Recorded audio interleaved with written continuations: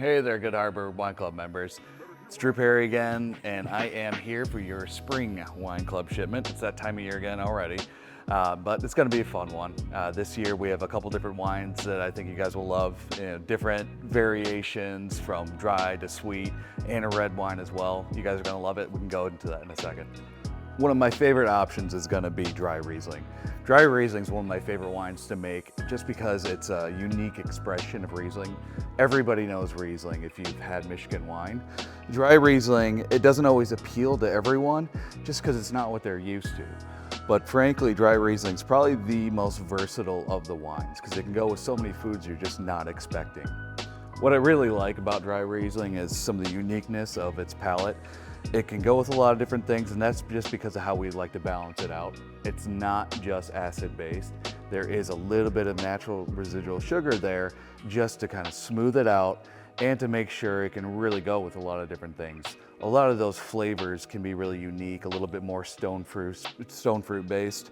When we're talking aromatics, I usually find a little bit of kind of a white peach, a little bit of apricot in there, and then sometimes some pear to some extent.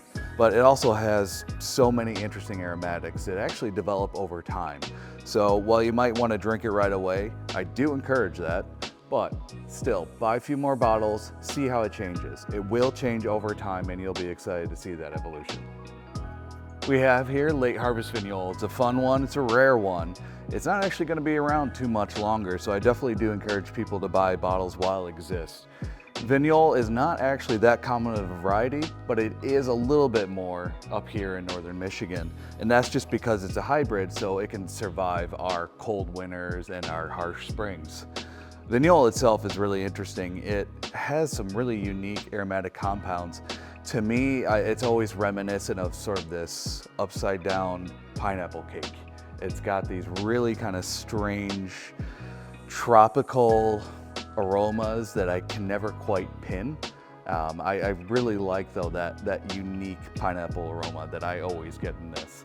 The sweetness on it is extreme to some extent, but in all reality, the acid is right there with it, which is why I think it goes so well with so many different things.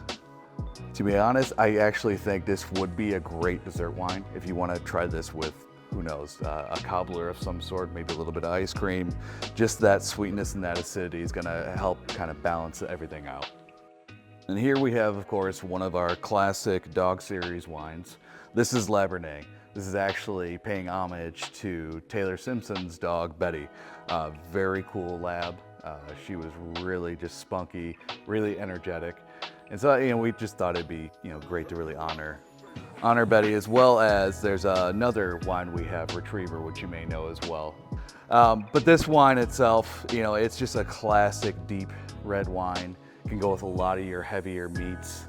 It has a lot of notes that are reminiscent of more of a Cabernet, just really deep, dark berry, dried fruits. And that's something we're going for. We're trying to make sure this is the sort of wine that people can just comfortably have with any meal, end the night with, and just really sit back and enjoy and just sort of reminisce on old times.